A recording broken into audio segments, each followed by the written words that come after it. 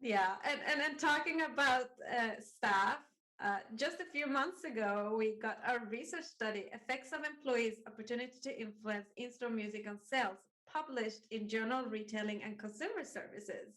Because this Yeah, yeah. study was in a collaboration with the Swedish fashion brand Filippa K, and it was done in Stockholm. And I actually thought by giving the store staff the opportunity to control the in-store music like a DJ, the Yeah, result would turn out positive because the yeah. staff experience everything happening in the store during the day. And I thought that they could easily adapt the music towards the customer flow. However, we were surprised, were we not? Yeah, we were very surprised. I also had this idea from the beginning that, I mean, like I said before, a lot of the research is done on consumers and very little on how the employees are affected by the music in the store. And I had also had this idea if they are able to choose the music and control the music, it will make them more happy because we know that music is very, very important for a person's well-being. And you identify yourself a lot with the music that you play. So I was sure that they will be happier, and then they will be more happy towards the customers, and then that will increase sales. So you will have this kind of indirect effect. However, we actually found the opposite. So when the staff got the opportunity to control the music, sales actually decreased by 6%, um, driven by decrease in women's clothing primarily. It's very important to tell the audience that it's very context driven. Yeah, Like this experiment might have worked at another place or another brand. I mean, for Starbucks, it worked. So it's also what kind of place it is.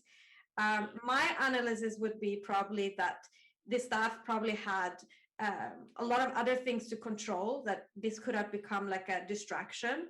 But here we got also the chance to do in-depth interviews. the interviews were key here to understand what was going on because otherwise I think we've been very, very puzzled. But when we looked at the interviews, I think everything kind of cleared. I mean, it clarified everything. And you could tell that, for instance, the music preference of the employees were really not in line with the music, the kind of brand identity, or what kind of music the Philippa Co wanted to play. They had very diverse music preference also. So they liked very different kind of music. However, they liked to control the music in the store. Mm. They did, and they did it quite a lot. But they did it also in a kind of similar way. So you have this, especially for people where think that music is very important. So when they had during the day, probably to get energy and feel more positive, they prefer to play the up tempo music. I think it was one of the when we interviewed one of the employees, she said something about that. Well, I prefer to play the up tempo music. Sometimes I change the volume and the tempo, but never downwards, always upwards. It was Yeah. always, more more tempo. And I think it's for their perspective because they want to go kind of survive through the day. What you say, they want to feel I have energy and everything, and then they turn up the volume, they turn off the tempo. And it makes them easier during the day. They're more happy doing their task. But the problem is that it's not optimal for the store, and it's not optimal because this might actually prevent customers from entering the store. For instance, if you play very high up tempo music in the morning when there are no people in the store, it might actually discourage people from entering the store.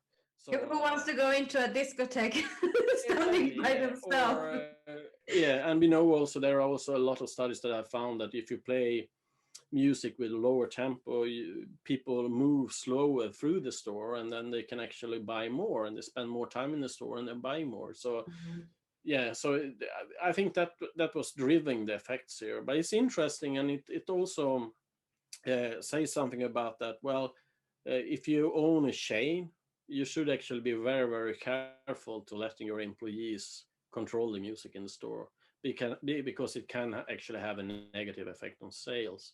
And if you want them to control the music, I think you must think more carefully about to have maybe even recruit people. If music is very important for your business, you might even want to recruit people that have the same kind of music identity as your brand, as your store, and you definitely will need to tell them about why you are playing that kind of music in your store, and tell them what the idea is about the music that you have selected for the store. So so I think we got some important insights, and as you said, it's definitely the first study that have done anything like this. And also we had a large number of stores. I think we had 8 stores or something like that, and we followed them for almost a year or something like that. So we have a huge number of observation, and we have also control store and experiment stores which are randomly selected. So yeah, it's a nice experiment. It was good to get it published also.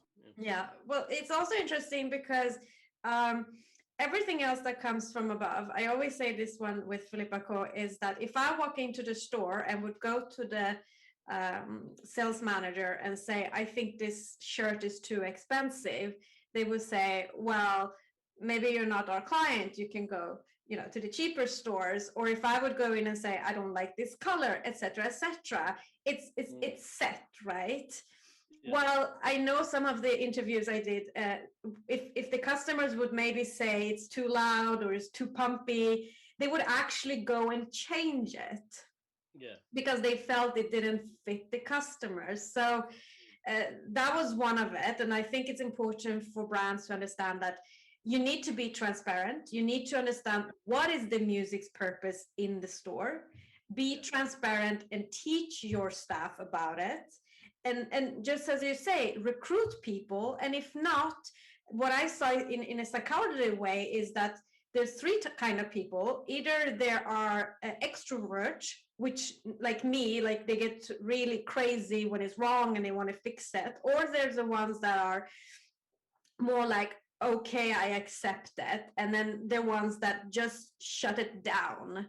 And yeah, it's important to figure out what they want to do. For sure. And and I think one thing that is also important maybe to add here is to say that we actually don't know what influence that people bought less when they control the music. You know, we don't know if it's the tempo, we don't know if it's the volume, we don't know if they were skipping songs, whatever. What we just can say that we have found an effect of them controlling the music versus not controlling the music. So that's maybe also something for doing more research on in the future. But I mean, you have to start somewhere, and I think this is an important insight into the retail businesses. Should you let your employees control the music or not? And our research seem to indicate now you should be very careful with that. Looking at our research journey, what has been the most fun and what has been the most challenging? I think still that the biggest study of its kind on background music, when we looked at the fast food chain, when we did this first study and we found the results, I think they were so fascinating. I mean, and we got mentioned everywhere. I think we were mentioned in Fox News and in Cosmopolitan and in the Guardian and the Times and everywhere around the world. Yeah, because I think we had Ed Sheeran as one of. They wanted to know what kind of music we had in the playlist that worked. And I think we said that, well, Ed Sheeran was one of them. What is it called? Shape of You, is it called that? Yeah, the one song that was very popular at that time was in one of the playlists. And then they had this title of their story was that our research, what we found out was that Ed Sheeran makes you fat because it makes you buy more hamburgers and fries and stuff like that. So yeah, that was funny. So yeah, Ed Sheeran makes you fat. But it was a fun experience. I mean, it was the first study of its kind. It's something special when you do it for the first time, and I think also the results were fascinating. It was a fascinating research journey, doing the collaboration with Soundtrack Your Brand, with the fast food company, and all the media around it. It was crazy. So yeah, that was very, very fun. The most challenging, I would say, is probably then hesitance when we did the experiment in New York.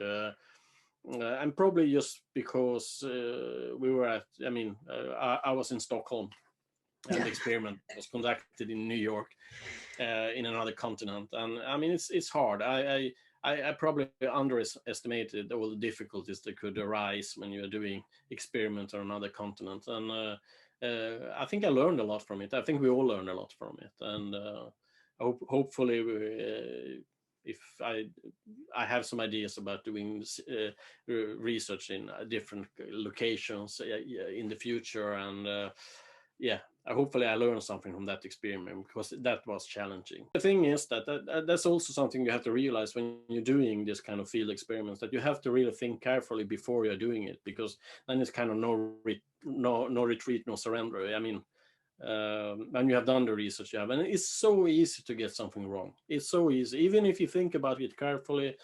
It's really, really easy to get some detail wrong, and it can mess up all your research.